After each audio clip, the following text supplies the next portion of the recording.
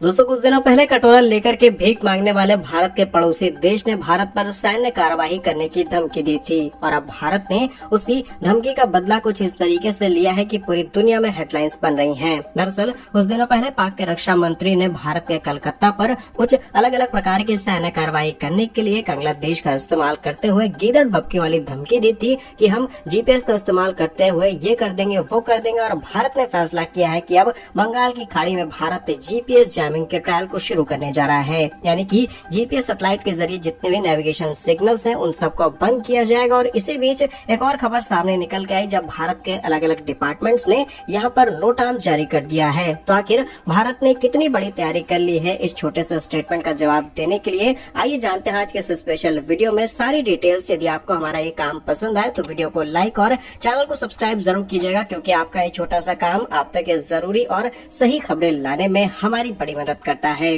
तो अब भारत ने अपनी सीमाओं को ऐसा मजबूत कर लिया है कि कोई भी दुश्मन घुसने से पहले 100 बार जरूर सोचेगा। भारत ने बंगाल की खाड़ी में 2 दिनों के लिए जीपीएस जैमिंग का मेगा ट्रायल शुरू करने के लिए नोटाम यानी कि नोटिस टू एयरमैन जारी कर दिया है। यह ट्रायल ऐसे समय में हो रहा है जब पाक ने कुछ उग्र तत्वों के लेकर के भारत के कोलकाता जैसे शहरों को निशाना बनाने वाली गलत सलत धमकियां दी है। इस जैमिंग तकनीक से भारत दुश्मन की मिसाइल, ड्रोन, स्मार्ट बम को आसानी से अंधा कर देगा। और कैसे तकनीक काम करती है आइए आपको सारी डिटेल्स बताते हैं। दरअसल हाल ही में पाक के सोशल मीडिया और कुछ बड़े जाने माने चेहरों ने भारत के कुछ क्षेत्र को निशाना बनाने की धमकियां दी थी, जिसमें भारत की तैयारी है कि दुश्मन के आधुनिक मिसाइल और ड्रोन्स जो कि जीपीएस का इस्तेमाल करते हैं उन पर जीपीएस के डायरेक्शन को कंफ्यूज कर दिया जाए। भारत ने इस ट्रायल के जरिए संदेश दिया है कि बंगाल की खाड़ी से लेकर के कोलकाता के आसपास तक भारत ने ऐसा इलेक्ट्रॉनिक कवच तैयार कर लिया है जिससे कोई भी विदेशी सिग्नल पार नहीं कर पाएगा। दरअसल किसी भी पर्टिकुलर एरिया में अगर आपको किसी भी हथियार का इस्तेमाल करना है तो उसमें चाहिए जीपीएस नेविगेशन सिस्टम। अब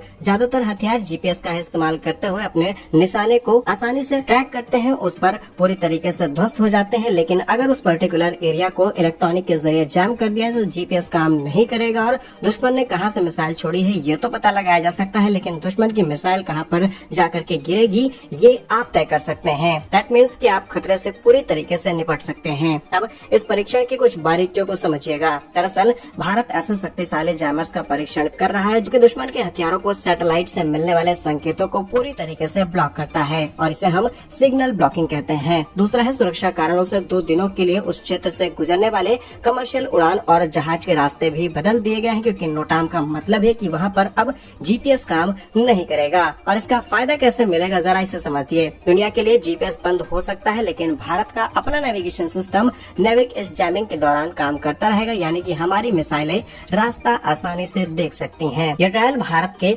रक्षा अनुसंधान संगठन यानी कि डीआरडीओ और भारतीय नौसेना के संयुक्त मिशन का हिस्सा है। इससे हम कई देशों को संदेश भी दे रहे हैं। दरअसल चीन अक्सर हिंद महासागर में अपने जासूसी जहाज भेजता है। यहाँ पर जैमिंग ट्रायल उन्हें भी चेतावनी देती है कि उनके सेंसर भारतीय सीमा के पास पूरी तरीके से बेकार हो जाएंगे। आधुनिक युद्ध गोलियों से नहीं बल्कि सिग्नल से जीते जाते हैं और भारत इस इंडिविजुअल वॉरफेयर का मास्टर बनने की तरफ काम कर चुका है और स्मार्ट हथियारों का अंत शायद भारत के हाथों लिखा है। ओवरऑल इस रिपोर्ट का अंत और निष्कर्ष ये है कि कोलकाता या हो कन्याकुमारी, भारत अपनी सुरक्षा के लिए किसी पर निर्भर नहीं रहा। जीपीएस जैमिंग ट्रायल उन ताकतों को याद दिलाता है जब भारत के लिए या फिर भारत के खिलाफ सोचती हैं। और अच्छी बात यह है कि जीपीएस बंद होने के बावजूद भी भारत का नेविक काम करता रहेगा और नेविक सैटेलाइट्स के जरिए अगर हम दुश्मन पर अपनी कार्रवाई करना चाहें तो बड़ी आसानी से अंजाम दे सकते हैं। लेकिन दुश्मन के पूरे हथियारों को हम आसानी से बाईपास कर पाएंगे या फिर उनके हथियार उन्हीं के ऊपर इस्तेमाल किए जा सकते हैं। तो आप सोच करके देखिए कि भारत किस टेक्नोलॉजी पर आकर के रुका है और ये सब कुछ हो पाया है हमारे डीआरडीओ और इसरो की वजह से। इसलिए हमारे दोनों ही संस्थानों के लिए कमेंट बॉक्स में जय हिंद जरूर लिखिएगा। भारत की ऐसी ही रिपोर्टिंग और वीडियोस पाने के लिए वीडियो को लाइक, चैनल को सब्सक्राइब जरूर कीजिए। वंदे मातरम, भारत माता की जय।